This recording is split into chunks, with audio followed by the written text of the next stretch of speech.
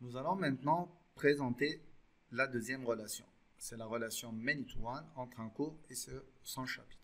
Ce qui nous ramène à dire que lors de la vidéo précédente, nous nous sommes trompés d'entité.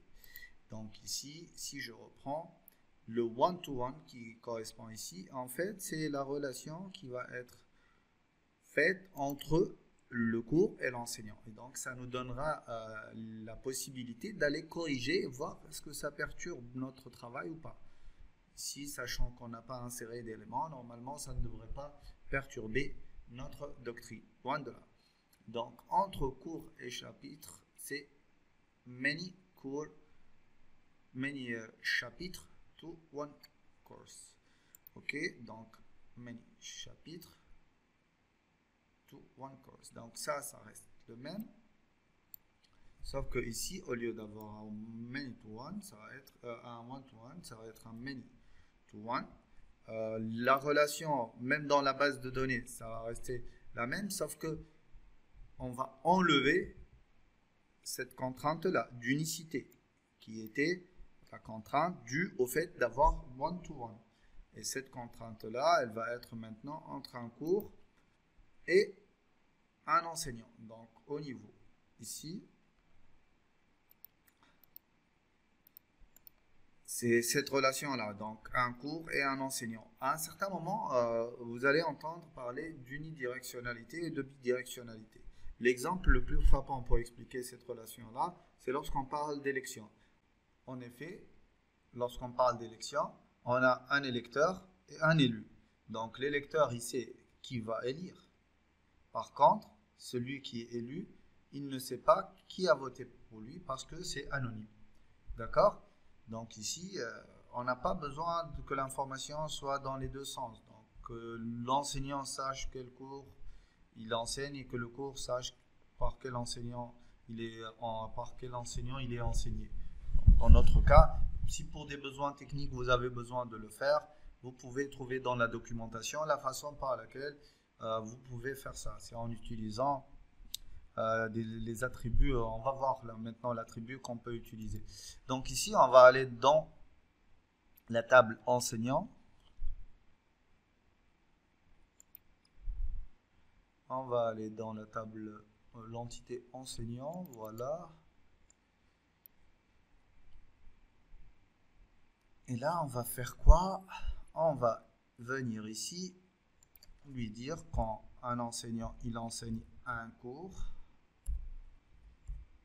Voilà. On va annoter ça. On va dire que ce cours, il est en private. Et on va lui ajouter un at au voilà, en one-to-one. Et ici, on va lui dire que le target entity, c'est notre cours. Voilà. Donc, un enseignant, il enseigne un et un seul cours. Donc, si vous voulez faire du bidirectionnel, vous venez ici et vous ajoutez mapped by et inversed by dans les deux... dans l'une des deux tables. Donc, dans une table, c'est du mapped by, dans l'autre, c'est de l'inversed by.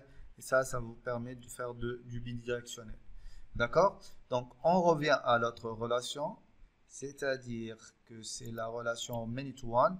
Donc, vous lisez toujours à partir de la table dans laquelle vous êtes. Donc, many chapters to one course. Donc, plusieurs chapitres pour un cours. Et donc ici, puisqu'on a dans le chapitre, on peut connaître quel cours à quel cours il est associé. C'est donc là, au niveau du chapitre, qu'on va mettre notre relation. Donc c'est au niveau du chapitre qu'on est allé ajouter la relation many to one par rapport au cours. Donc many chapter for one course. Pour vérifier que ça marche, on va aller ici et lui dire de nous afficher ce qu'il a fait.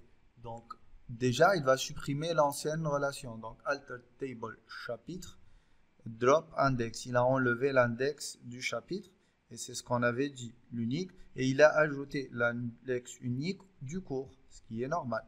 Ensuite, il a fait un alter table sur la table enseignant et il a ajouté le cours ID. Donc dans l'enseignant, on peut savoir quel cours il va enseigner et il a ajouté la contrainte secondaire sur cette table-là. Et l'unique ID. Donc, ça marche, c'est bon. On va aller lui dire d'exécuter ça tout simplement. Et on aura toutes les informations. Donc, si on met à jour notre base de données, eh ben, on va trouver que au niveau du chapitre, on a un cours ID. Et au niveau de l'enseignant, on a ajouté notre chapitre. Voilà.